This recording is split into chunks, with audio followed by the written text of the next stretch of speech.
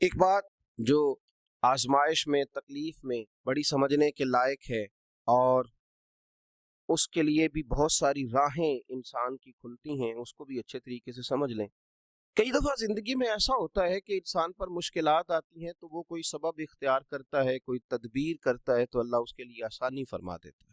بیمار ہونے والے نے دوا استعمال کی، مناسب پرہیز کیا، اللہ نے شفا عطا فرما دی۔ کسی جگہ کسی منزل پر سفر کرنے والے کسی شخص نے گاڑی حاصل کر لی، صحیح رستے کا آغاز کیا اور وقت پر سفر شروع کیا تو اس کی منزل آ گئی۔ بہت سارے انسان کو دنیا میں مشکلات کا سامنا ہوتا ہے، وہ اس کے لیے جب تیاری کرتا ہے، اسباب اختیار کرتا ہے، کوشش کرتا ہے دنیاوی طور پر، تو کہیں نہ کہیں اس کے لیے راستہ بن جاتا ہے، وہ نکل جاتا ہے۔ لیکن کبھی کبھی زندگی میں ایسا بھی ہوتا ہے کہ چاروں جانب اندھیرا نظر آنا شروع ہو جاتا ہے، یوں محسوس ہوتا ہے کہ نکلنے کے راستے سارے مسدود ہوتے چلے جا رہے ہیں۔ یوں لگتا ہے کہ مشرق سے لے کر مغرب اور شمال سے لے کر جنوب تک شاید کوئی راستہ ایسا ہے ہی نہیں جو اس مشکل سے نکال سکے۔ بڑے بڑے ذی شعور، عقل و فہم والے اور علم و فن والے لوگ سر پکڑ کے بیٹھ جاتے ہیں، اور جب وہ پوری طرح سے تھک جائیں اور جب لوگوں کے علوم، فنون، گفتگو، لب و لہجہ، عقل، دانش، ٹیکنالوجی، سائنس، طاقتیں، قوتیں، اسلحہ، ہر چیز جواب دے جائے تو کیا مسلمان بھی خاموش ہو جائے؟ جب سب علم و فضل والے ہتھیار پھینک دیں اس وقت پھر کیا رستہ اختیار کیا جائے کہ رستہ بن جائے، آسانی ہو جائے، منزل کی طرف بڑھنے کے لیے سواری کا بندوبست ہو جائے؟ تو میرے رب کریم نے وہاں بھی اپنے بندوں کو مایوس نہیں فرمایا، بلکہ اللہ کریم نے فرمایا وَمَن يَتَّقِ اللَّهَ يَجْعَل لَّهُ مَخْرَجًا۔ سورہ طلاق کو دیکھیے گا، فرمایا جو اللہ سے ڈرتا ہے اللہ اس کے لیے نجات کا رستہ پیدا فرما دیتا ہے، اللہ ہر مشکل سے نکلنے کے لیے اسے رستہ عطا کرے۔ اب جب سارے رستے مسدود ہو جائیں گے تو پھر مسلمان کون سا رستہ اختیار کرے گا؟ وہ استغفار کا رستہ، وہ توبہ کا رستہ، وہ اللہ کی بارگاہ میں حاضری کا رستہ ہے۔ وہ پھر اس کے حضور عرض کرے گا کہ مالک ہم تو تھک گئے، پر تجھے نہ نیند آتی ہے نہ اونگ آتی ہے، تو رحمت فرما۔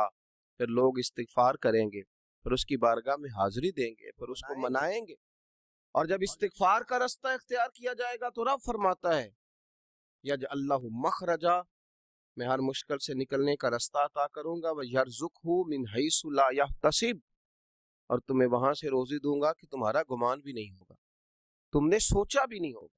حضرت ابن عباس رضی اللہ تعالیٰ عنہ بیان فرماتے ہیں کہ نبی پاک صلی اللہ علیہ وسلم نے فرمایا جس نے استغفار کو لازم پکڑ لیا، جس نے اپنے اوپر لاگو کر لیا کہ مجھے اب استغفار کرنا ہے، مجھے اپنے رب سے بخشش مانگنی ہے، جس نے استغفار کو لازم پکڑ لیا، جو اب سارے رستے چھوڑ کے استغفار کے رستے پہ چل پڑا۔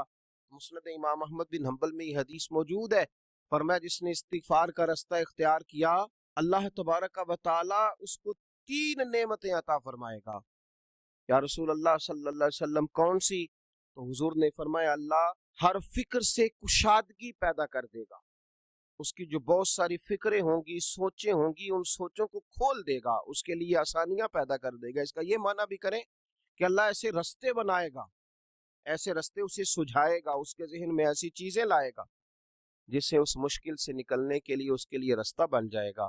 اور پھر نبی پاک صلی اللہ تعالیٰ علیہ وآلہ وسلم نے ارشاد فرمایا کہ اللہ تعالیٰ اس کے لیے ہر تنگی سے نکلنے کی راہ پیدا کر دے گا۔ ایک تو اس کے فکر کو کشادگی دے گا، اس کی سوچ کو کھول دے گا، ایک ہر تنگی سے نکلنے کے لیے رستہ بنائے گا۔ جب گھٹن ہو چکی ہوگی، اندھیرا چھا چکا ہوگا، تو جو استغفار کو لازم پکڑے گا اللہ اس کے لیے رستہ بنائے گا۔ اور تیسرا میرے پیارے حبیب علیہ السلام نے فرمایا رب وہاں سے رزق دے گا کہ کبھی اس نے سوچا بھی نہیں ہوگا۔